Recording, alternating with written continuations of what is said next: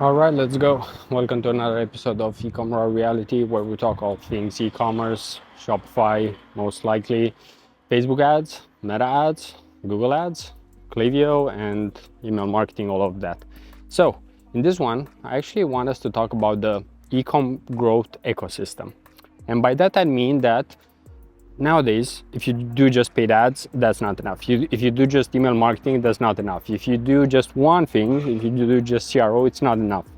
Because think of it, if you have the greatest website in the world, but you don't have traffic that's being brought on at a good cost, then you're still losing money, right? So that's why even in my previous video, if you haven't watched, so the previous episode before this one, I was also talking about that ecom growth operator or ecom growth partner role, because honestly, if you look at many agencies out there, they are mediocre because they know just one thing. And if you know just one thing, it's just like going to the surgeon. He'll tell you that you need a surgery. If you go to the I don't even know who else, right? Because I haven't been to a doctor in a long time. Because honestly, like, so many of them are useless nowadays. Unless it's actually about getting your blood work done or anything like that, then most of them are just going to give you solutions that even ChatGPT could give you. So honestly, nothing new. This is where there's a huge difference between actual experts and someone who is just like doing it as a job or not at the highest level. And looking at the ecom growth ecosystem, I would say there are so many more things that you need to know about, and it's always the small things, right? Because actually yesterday I had a call with a brand that I work with, and we were talking about offers, we were talking about paid ads and so on, right? The usual stuff. But then we are also looking at their tool stack in Shopify.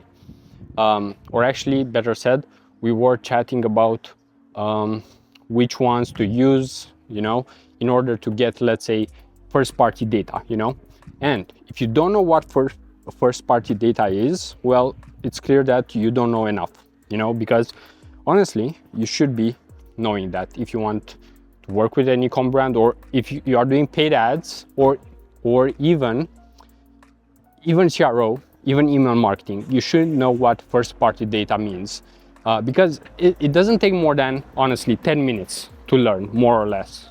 It might take more to actually understand it deeply, but it doesn't take more than, let's say, 10 minutes, because honestly, I was yesterday on a call with someone who has a tool specifically for first-party data tracking and collection, and they just explained it in 10 minutes. Super easy, But on the other side, I was on another call with another Shopify tool, and I think it might have been their account manager, something like that, because the explanation was horrible. Meaning that I know that I was on the call with the founder of the brand that we wanted to implement this tool on, and it was basically like talking two different languages, right?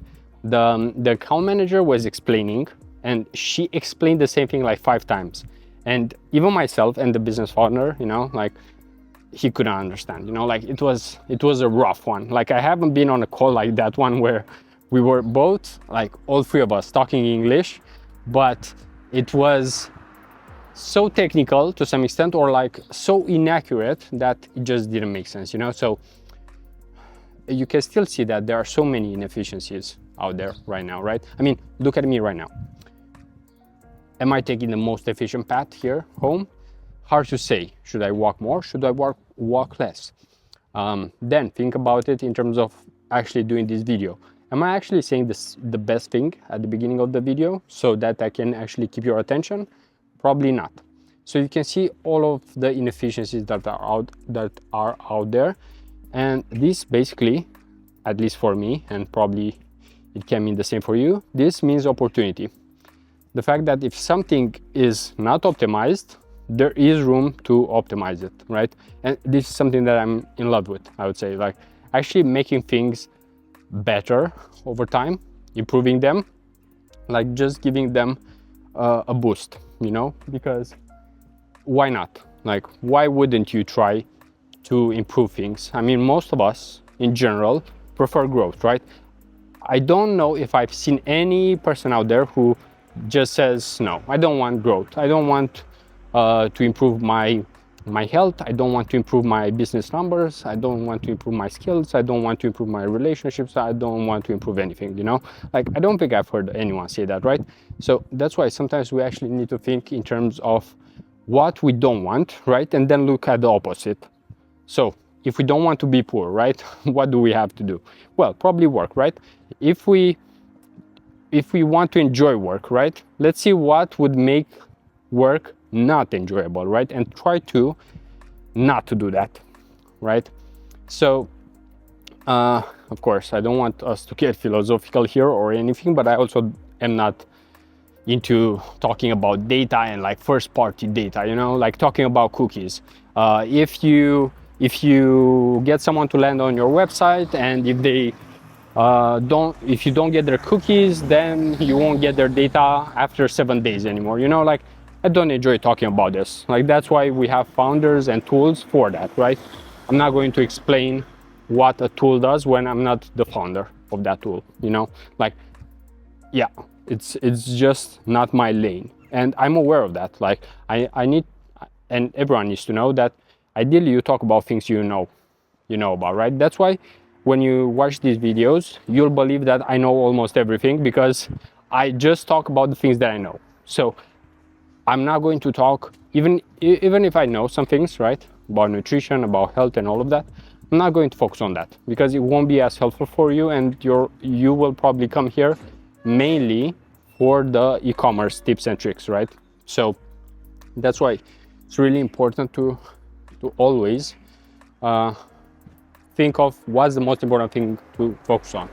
And for example, in e-commerce, there are multiple things that matter, but of course you need to dedicate time properly, meaning that if paid ads are the most important in most cases, because they do run 24/7, so ideally you do check them daily.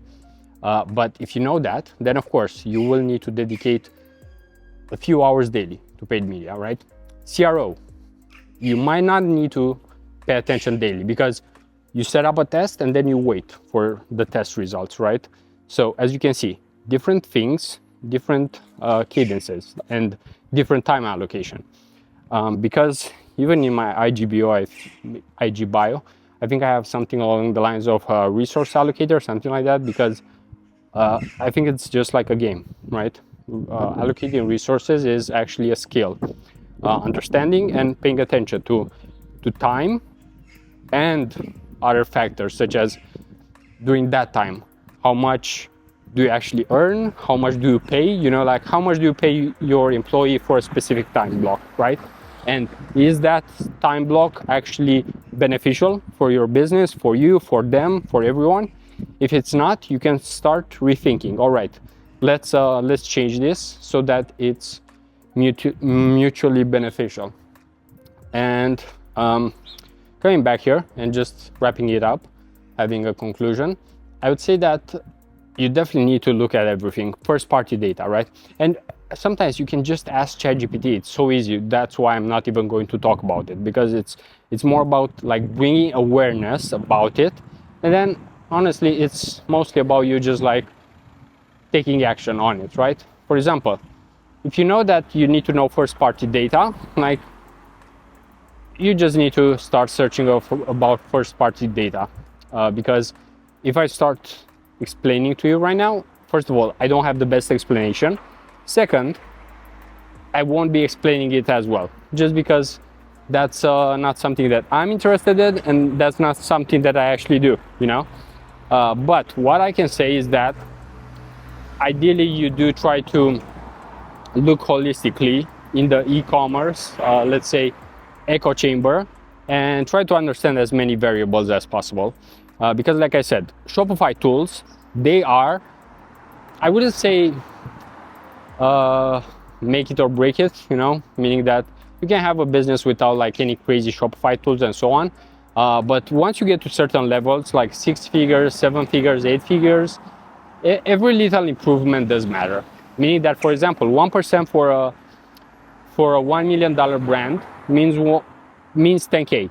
And with that 10K, you can do a lot. Like that could be a yearly salary for someone on your team, right? Because if you think about the wages in the Philippines and other countries, like that could be someone's how many hours? 40 multiplied by 50, like $2,000 a year or something like that, you know? And yeah, it's just because you took the time, like just because you took maybe 1 or 2 hours to learn about the Shopify tool and implement it and improve your business.